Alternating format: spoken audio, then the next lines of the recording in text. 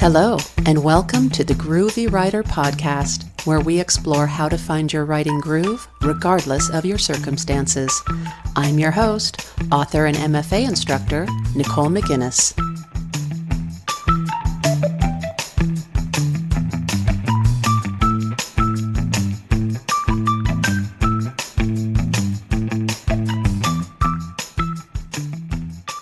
Hi everyone, and welcome back to the podcast. So today I'm going to record a fairly quick episode, and it's also going to be pretty much 100% unscripted. I want to talk about the revision and editing parts of the novel writing or just project writing process. The reason it's going to be a little bit of a quick episode today is because I have several classes that are wrapping up, I have grading deadlines, and all of those wonderful non-writing tasks that need to be done. But I definitely wanted to finish up and round out the How to Write a Novel series that I've been doing. I've already covered pre-writing, drafting, and also sort of the transition between the two. And so to bring things sort of full circle, we have revision and editing, which really are two separate things, but I'm going to talk about them both. And then probably,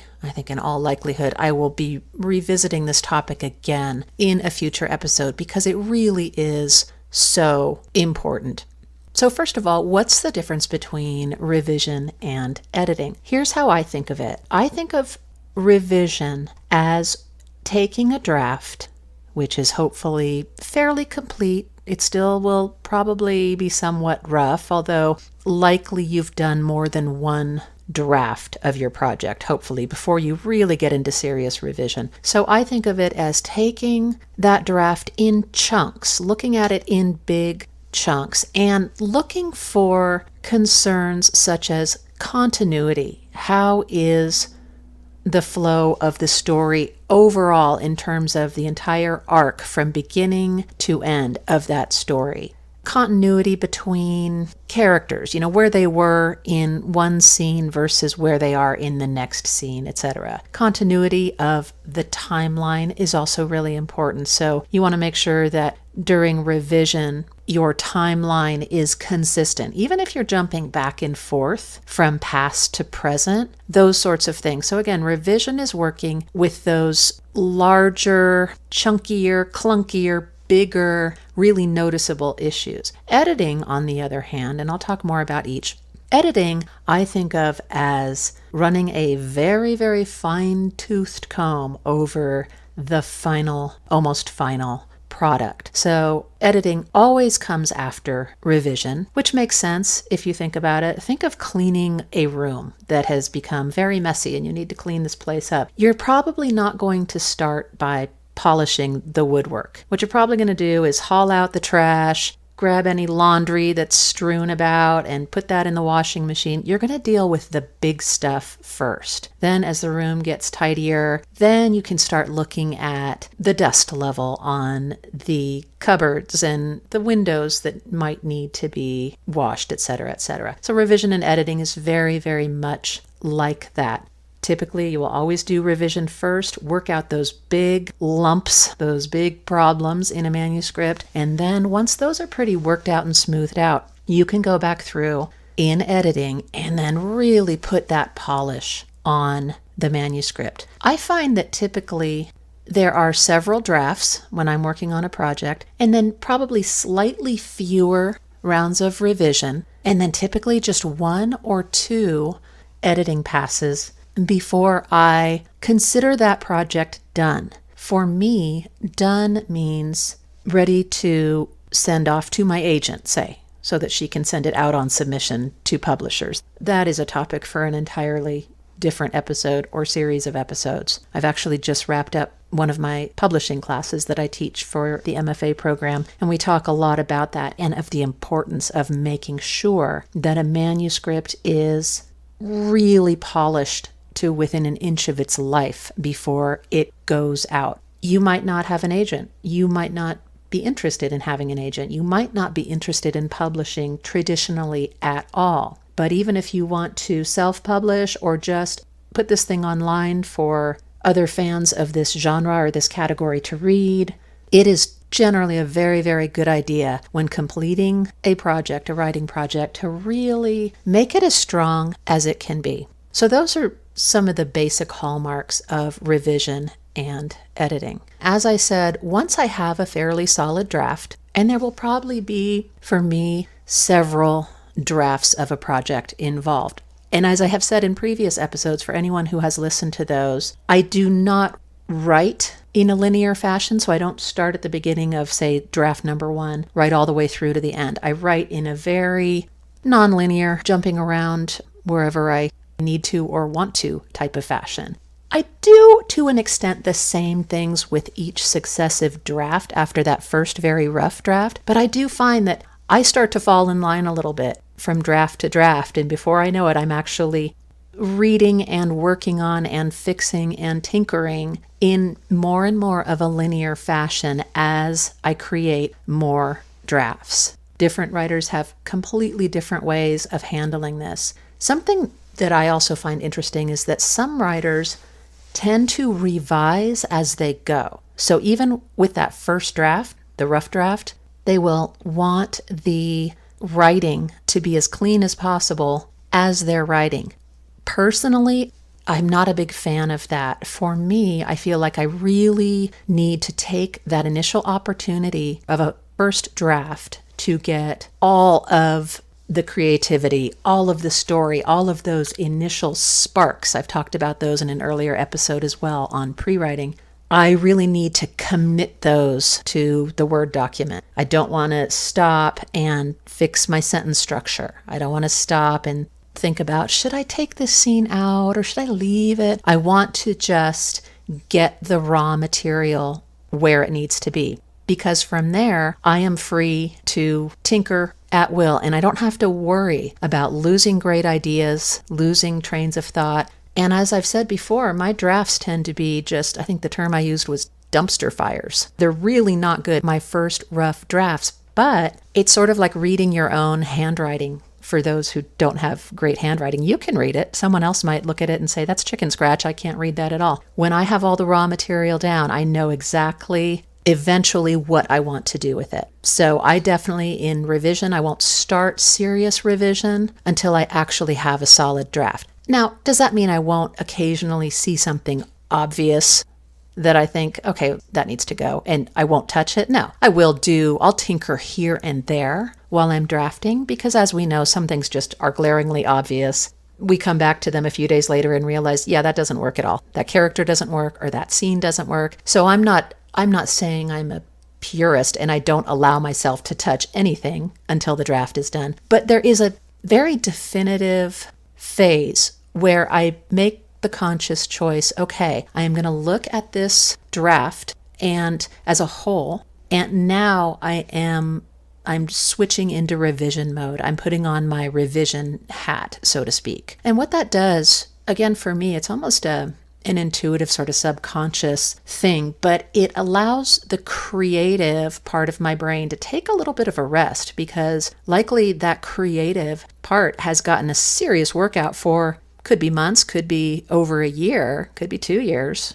I tend to be a bit of a slow writer compared to many of these dynamos who seem to write a book every few months. I just don't know how they do it. But however long it takes, I've been in that creative mode. It's a creative output mode. So when I switch over and I'm done with a draft, however many drafts it's been, I finally feel like, okay, this thing is less of a dumpster fire now. It's pretty solid. The basics are there. It's a basically good final-ish draft. Then I switch over to that revision mode. I let my creative part of my brain refuel, take a break, go to sleep, whatever it needs to do. And it will still come a little bit into play during revision. But what I find is that once I'm in that revision mode, I am almost instantaneously in a much more analytical mode. So now I am looking at that draft for, as I mentioned at the beginning of this episode, things like continuity, character arcs. Do they work? Or is there sort of a blip where things don't make sense? I'm looking for missing information.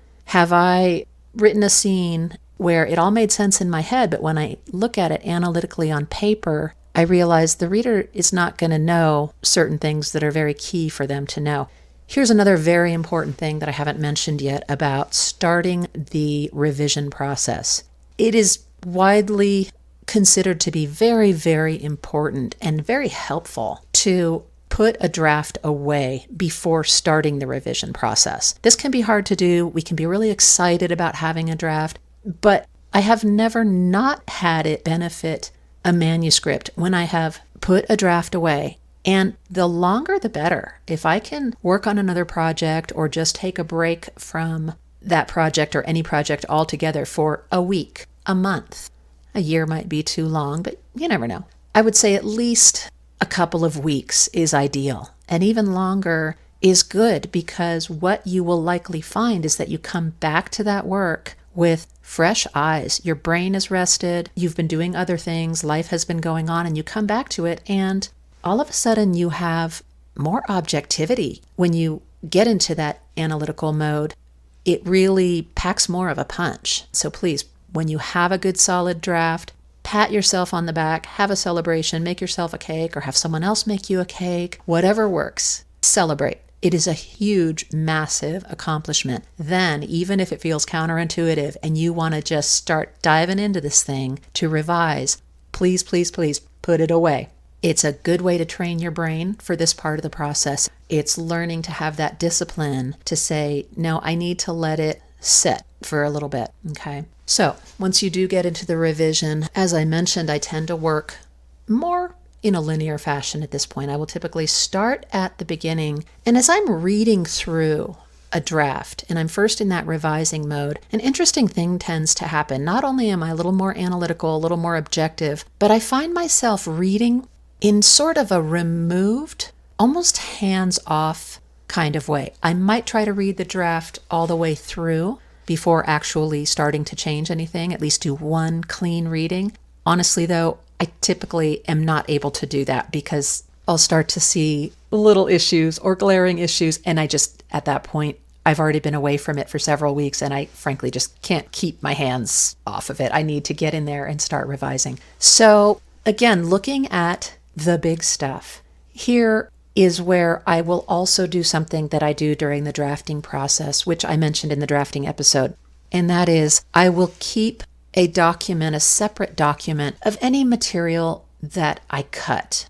I don't necessarily have to keep a document of any material I've changed, because I will continue to mail every day's email, every day's work to myself at the end of the writing session. Even if I've made fairly minimal changes, I will mail the entire document to myself, the manuscript document, and sometimes the cut material document as well, depending on how flexible and fluid it still is and how uncertain I might be about whether or not I will use some of that cut material. So I'm routinely saving the work every single day, sometimes multiple times a day. And I do find that happens as I get farther along in revising, that I will sometimes email a couple different emails containing that document because the changes are starting to become significant and they're changing things quite a bit. And I always want to have an earlier draft to revert to in case there's a catastrophic system failure, my whole system crashes. You can always get into your email from another computer. So that's super, super, super important. So again, I'll tend to work a bit in a linear fashion until I come to a section, a scene, a chapter where I realize, I need to go back. I need to backtrack 10, 20, 30, 40, 50 pages and rework that again. It's part of the reason that I take this removed light touch approach, because I don't want anything, especially this first revision pass, I don't want anything too set in stone. I don't want to change something and solidify it, cement it down so much that it's going to be hard to come back and continue to tweak it. So my first pass pretty much goes like that until I reach the end. I will then tend to put a project away again, but not for as long as I did with a draft. It might be just a few days. Come back to it, do another revision pass, or if during the first revision I had a particular chapter, scene, character, setting description that I couldn't seem to get it right. Typically when that happens, I don't want to keep fighting with it because I find that doesn't tend to result in my best work. If there's something that's really resisting me, I can't figure it out, I can't figure out how to rework it well, and I start to wonder, should I even keep it? I will tend to just highlight that whole section, maybe in bright yellow or something, maybe make a note to myself in the margin or wherever is easiest, and just leave it. I'm going to come back and do another revision pass anyway, so I'll just leave it for the time being. Often on that second or third revision pass, I have an aha moment at some point and I know exactly what to do. And that again is very much thanks to between passes putting the draft away. So when I finally feel, let's say I've done 2 or 3 revision passes where I've dealt with the main issues, the storyline is pretty smoothed out, the timeline is consistent, the characters are consistent, things generally make sense, and it's looking pretty strong, but I really haven't spent a long time looking at editing issues such as grammar, punctuation, formatting. This is when I will then put on my editing hat, and that tends to be even further removed artistically and creatively than when I'm revising, because with editing, it's basically a signal to myself in my brain that says, okay, this is good. What it needs now is the final polish. It needs typos fixed. It needs other errors fixed. You might go to a line, and it's called line editing for this reason, where you might have a line where there's nothing necessarily wrong with it, but you just think that could be better. The wording could be better. I could tighten it up, or I could add more detail, or I could just work on my word choice a little bit. It's just sort of blah. This is where you do that. And so in editing, I really am not looking at the work as a whole the way I am in revision. It's a definite shift. I am looking paragraph by paragraph, sentence by sentence, line by line, word by word. It is a close-up with your magnifying glass in good lighting, taking stock of how this thing reads at a sentence level. In my experience, if you've done a good job with revision and you've made a few revision passes, editing should go fairly smoothly. Some writers don't care for this stage because they tend to identify more with being very creative, and they're storytellers. They're not grammarians. They're not great with spelling, punctuation, these tiny little issues. That's fine. Find your best English major friend and hand it over and let them know I'm gonna spoil you if you will go through this thing and edit out typos, language usage errors, etc. And on that note of language usage, of course, in a piece of fiction, there is artistic license. You don't necessarily want your characters always speaking in a grammatically correct fashion. That's not how people speak. I was an English major and now I teach English and writing, and I throw in plenty of dunno, whatever, just turns of phrase that are not grammatically correct and formal. I tend to be a very informal speaker, as some of you can probably pick up in at least parts of this podcast. So hopefully your editing process goes fairly smoothly, whether you are your own line editor or you hand it to someone who is. And then again, if you've done your best work leading up to that point, that really is the final polish stage. From there, it's up to you to do whatever you want with this manuscript. My students are often very interested in having work traditionally published, whether it's poetry, fiction, nonfiction, personal essays, whatever it might be. And so I do caution them that to avoid that dreaded slush pile, again, I'll do a future episode on publishing issues, but to basically have your work seen and avoid having it tossed aside, it is so important to just really try to polish it until it shines. Take care of the issues. Please don't think, oh, I'm going to query agents and the agent will fix it, or they'll let me know what I need to fix. They might to some extent, but if the writing is sloppy or there are errors that aren't caught, or the writer clearly hasn't taken the time to invest in making that manuscript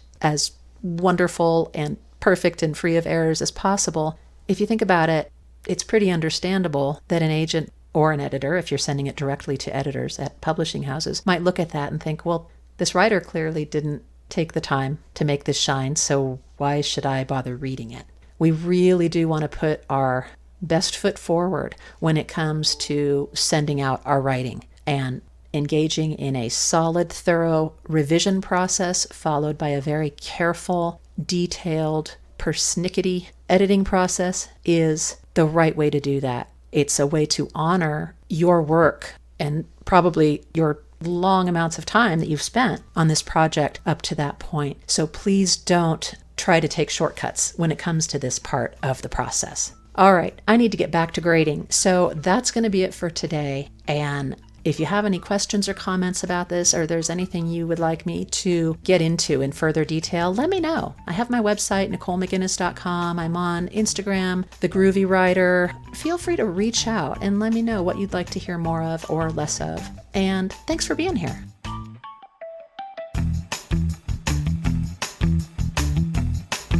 Thanks for listening to this episode of the Groovy Writer Podcast. You can connect with the podcast on my website at NicoleMcInnes.com and on Instagram at The Groovy Writer. The intro and outro music is Retro by Wayne Jones. Until next time, write on, Groovy Writers, write on.